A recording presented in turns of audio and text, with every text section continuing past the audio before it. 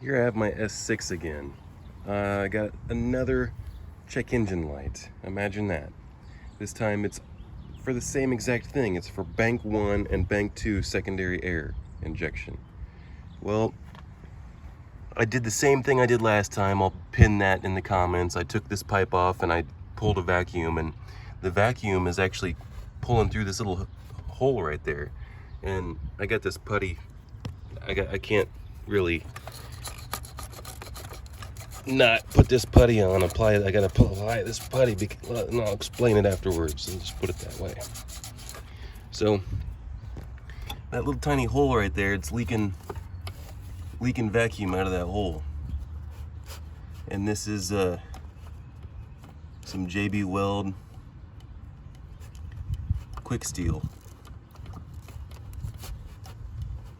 and hopefully that's gonna hold a vacuum. Long story short, I put my finger over that hole and it felt like it was operating. But last time, whenever I checked this secondary air, you can check my video, I pulled a mouth vacuum on this hose right here, and it was operating both of the combi valves just like it should. So I think I had a tear in the vacuum line last time, because whenever I reconnected the vacuum line, it was working. But it might have not, it might have gone inoperable for a longer period of time than I would have liked. Someone was in here messing around with these and didn't put these in correctly. It's a nice little touch whenever these wires are popped in correctly. That one's zip tied over there. I guess I'm not gonna worry about it, but it's nice when they fit. So I'm not allowed to do this kind of stuff with customer cars. You know, for the longest time working at a dealership, you can't play around with ideas like this. And yeah, it's probably stupid to do anyway, but I'm curious. I want to know if, because since I put my finger over it, felt like it was working, that's probably some kind of vent, or, you know, they got a reason for that little hole there. It's probably broken for sure.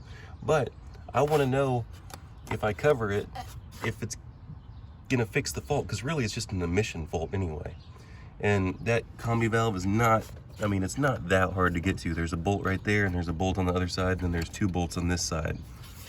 And really the hardest part is this bolt on this side, way down in here on the flange on the other side of that bolt. But really what you do is you take this pipe off, you take that bolt out, and then you swing this down a little bit, and that gets that bolt loose enough to where you can kind of finger it out. So now I'm gonna pull another vacuum right here.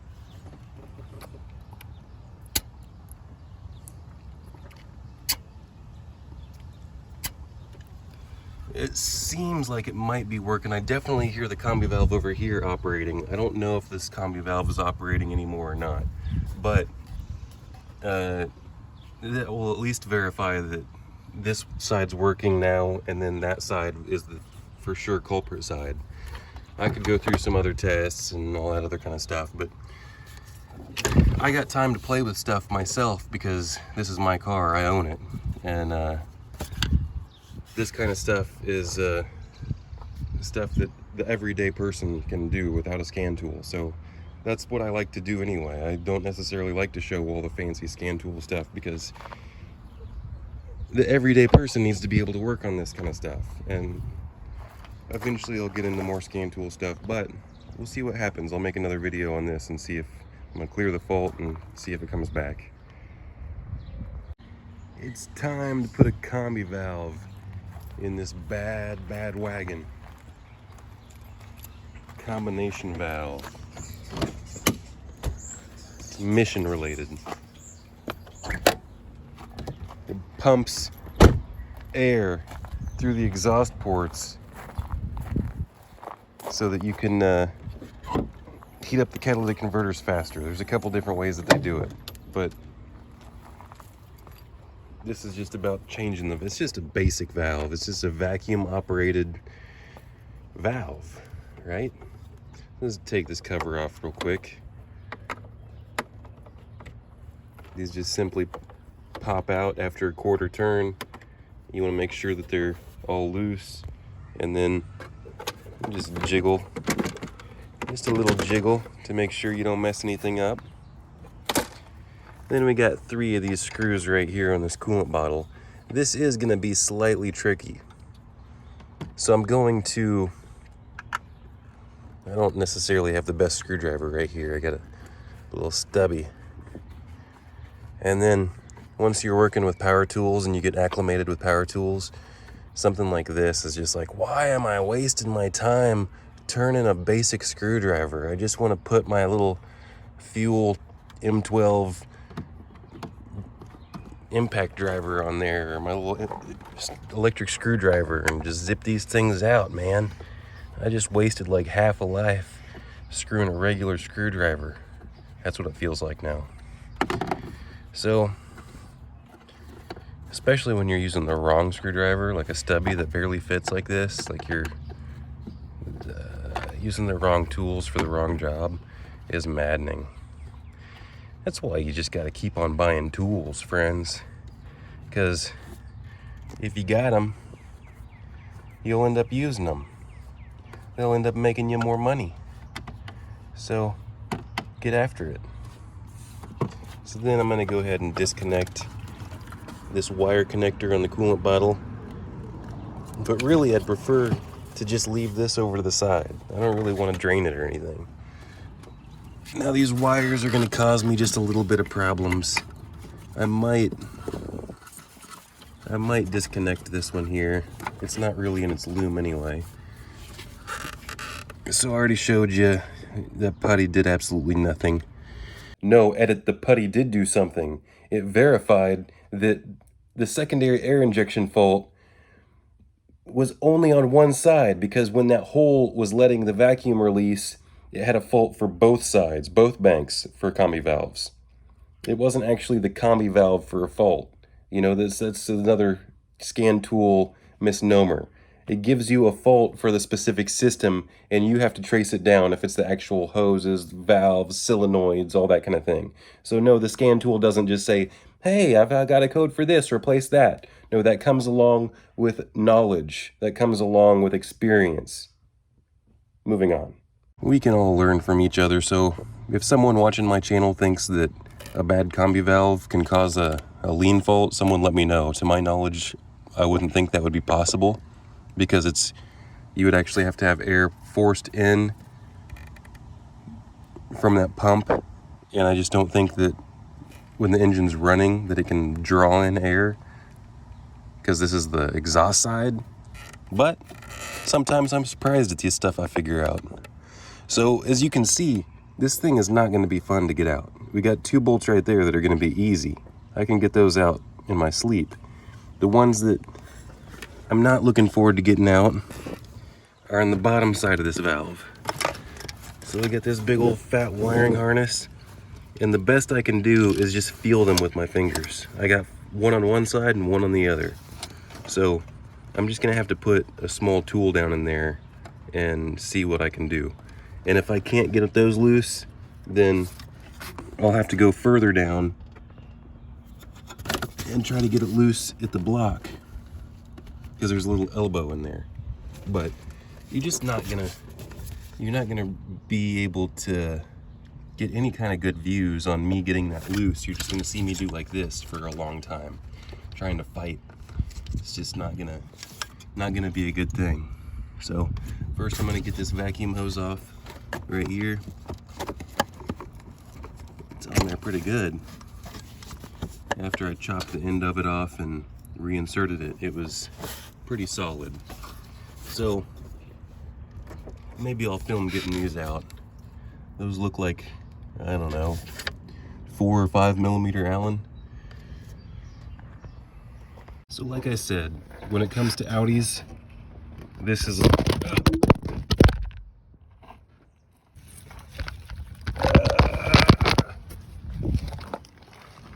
like I was saying, when it comes to Audis, these bolts are about as easy as it comes. The top 2, just like that. That's all you need to see. Bottom 2 is gonna be hard. You get that hose loose and you thumb those screws out, this gasket's gonna just fall out of the place. So these can be reused. You know, it's best to replace them, but they can be reused. So This pipe right here has a little bit of flex. You could kind of flex it out of the way. Now for the hard part. And like I said, I'm not even gonna show you. I can barely do it myself, let alone show you on camera. It's just gonna be hard, man. So the one on the outside is the easier one, and it's, of course, it's stiff the whole way out. So a lot of times you can just bust it loose and then unscrew it by your fingers. Nope, not in this case. I need to ratchet the long-winded booger all the way out. So I got the old one off. In this particular case, so you can see that one on the back side was a lot easier to get to than this one directly on the back side of the cylinder head, especially with this bolt right here and with the limited access. What I ended up doing was, first I had this stubby quarter drive, right? But it's not stubby enough. So then I had to get this stubbier. And also, you know, I'm working with limited tools because all my other tools are in bags, ready to go. Jamming.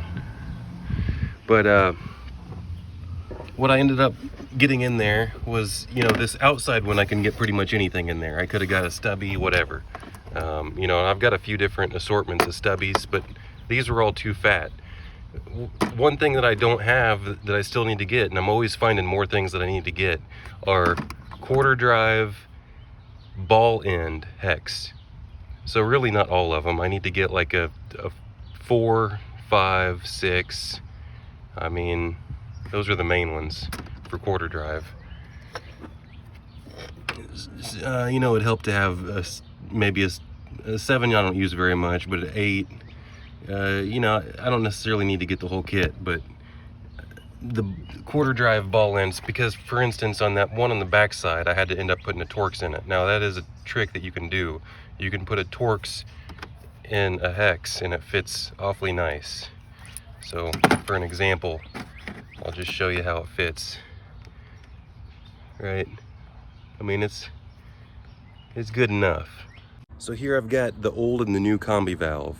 If one thing my mom taught me whenever I was a kid was never use your teeth as tools, but she never said don't use my mouth or my suction as a tool. So I use my mouth and my suction as tools quite often.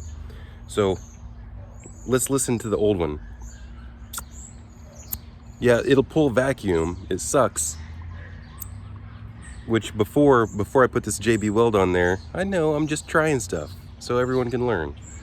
It was leaking through that tiny little hole, and of course I know that that hole is there for a reason. I was just curious if it would be some type of makeshift way to make it still work, because like I said before, it was not holding vacuum. So now whenever I suck on this combi valve, this new one, let's listen to this one. Do you hear that crisp little tap? Let's see if we can actually see what happens to it.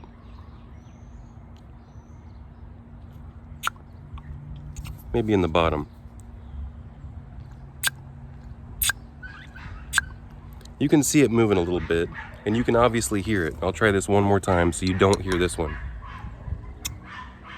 All you hear is the suck noise, the suction. So let's just throw it on. That's enough with all that. Same exact size, same exact thing. I'm gonna go ahead and reuse them. Yeah, you probably could put just a dab of silicone or something on there to help it stay there, but I'm just gonna hope for the best and hope it stays in there. Now, one thing that you don't want to do is you don't want to have one of the ears in, and then have this gasket shift on you and you not know it, and then one of the other ears partially blocks the hole. Yeah, most mechanics have made mistakes like that before, so you have to align both holes so that you're straight. See what I'm saying? So you could have one hole aligned and then another one like that, and you might not even notice. So pay attention to that. I just set the combi valve down in there like that with one hand, and this other hand I had on the bottom of the screw, and I was just rotating the bottom of the screw as I was moving this combi valve into place. So we got one started, it's thumbed in. Now I have to take this other screw and I have to put it down in there and thumb it in as well, but then I have to, like I said, I have to really make sure that that gasket's lined up because it can swivel out of spot. And thumb the screw in there, but I just got done swiveling the gasket into spot. Now I'm holding the screw into place, and I'm gonna take my bit and I'm gonna follow it up. So I don't even know if I can set this somewhere. I'll just show you like this. I'm gonna take my bit now in the other hand and I'm gonna put it down in there and then thumb it in with this bit.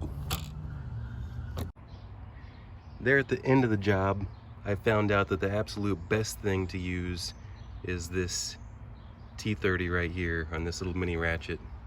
It gets right in there on both of them, and it's small enough to where you have enough room to swing it. Perfect. I like to have the mini T30 bit too. I've also got this whole mini bit set from VIM. So now it's just the easy one right here. Just put this gasket here and bolt it in. Screw in this hole right here and get the gasket lined up, but this pipe is a little bit tweaked. I don't know if I should have bent it so much getting it out of the way, but I just figured I'd share the struggle. I can't really record it, but whenever I try to see, there's so little space in here. Whenever I try to get it going, I can hardly move that pipe and then thumb the screw in at the same time to try to get the right angle. It's just ever so slightly off. So we'll figure it out. I feel like it's this ear right here is down a little bit, so I've got this long hook, you see, and this gives me a good opportunity to be able just to stick this hook in here and then try to kind of pull it up like that, and then hopefully that aligned it. So I'm pretty sure that aligned it, right? That's what I needed. And I was getting such a little swing on my ratchet wrench that I literally had to put my finger underneath it and I had to put my thumb on top of it and I had to thumb it in like that. So I had to use both hands. And then I'll do that just a little bit more, then I'll tighten it with my wrench. It is fully installed, ready to go. Just gotta plop this coolant bottle in and we'll get it going. Hopefully that's the last thing she needs for a while. We'll let you know if anything else happens. There'll be another S6 video coming at you. I think I decided to keep this thing. For the amount of money the market's trying to give me, even for 9K, it's just too hard for me to let this thing go. The money's not, I like the car more, you know? So if you've learned anything or enjoyed anything on this channel so far, please help me out by hitting the subscribe button. That's a great way to support the channel. And as soon as this cheap scan tool loads, we'll check and delete the fault, which should only be this one secondary air valve. Yep, so we're gonna hit erase, and hopefully nothing comes back up.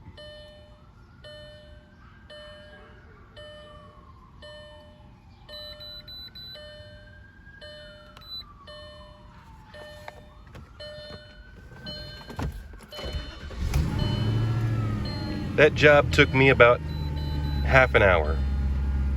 Most of it was fumbling around, walking back and forth to my garage, getting a couple more tools, because I felt like doing it in my driveway. All right.